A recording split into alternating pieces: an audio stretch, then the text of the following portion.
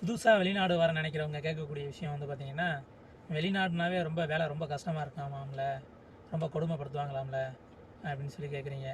இப்போ ஒரு சின்ன எக்ஸாம்பிளுக்கு, இப்போ நான் இன்னைக்கு ஒர்க் பண்ணியிருக்கேன்ல, இந்த வேலைக்கு வந்து பார்த்தீங்கன்னா 3 பேர் இதுக்கு முன்னாடி இருந்திருக்காங்க எனக்கு தெரிஞ்சு.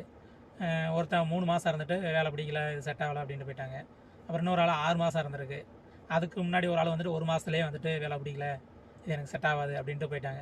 நான் இப்போ வெற்றிகரமாக ஒரு வருஷத்தை ரீச் பண்ணியிருக்கேன். நான் எப்படி ஓட்டினேன், எனக்கு வந்து பார்த்திங்கன்னா தேவைகள் இருக்குது.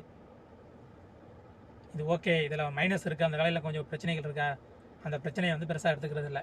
அதில் அதே வேலையில் கொஞ்சம் ப்ளஸ் இருக்கும், அதை கொஞ்சம் நம்ம பாசிட்டிவாக எடுத்துக்கிறோம். கொஞ்சம் மைனஸ் இருக்கும், அதை கொஞ்சம் நம்ம பெருசாக ஒரி பண்ணிக்கிறாமல் போயிட்டோம்னா ஈஸியாக சமாளிச்சிடலாம். அவ்வளோதான். நான் ஹாப்பியாக தான் இருக்கேன்.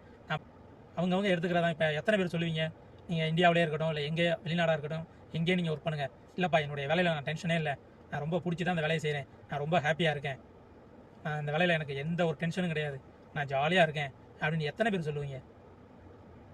அப்படியே சொன்னாலும் விரல் விட்டு எண்ணிடலாம், அந்தளவுக்கு தான் இருக்கும். வாப்பா பார்த்துக்கலாம், அதெல்லாம் ஒன்றும் இல்லை, இதெல்லாம் ஒரு பிரச்சனை இல்லை, அதெல்லாம் சமாளிச்சுக்கலாம், வா கூட இருக்கேன், ஏதாவது என்ன பிரச்சனையோ உனக்கு நான் சப்போர்ட் பண்ணி தரேன், அதெல்லாம் ஒன்றும் இல்லை பார்த்துக்கலாம் அப்படின்னு எத்தனை பேர் ஆறுதலாக சொல்லுவாங்க? உங்களுக்கான தேவை இருக்கும் பட்சத்தில் நீங்கள் தாராளமாக வெளிநாட்டுக்கு வரலாம்.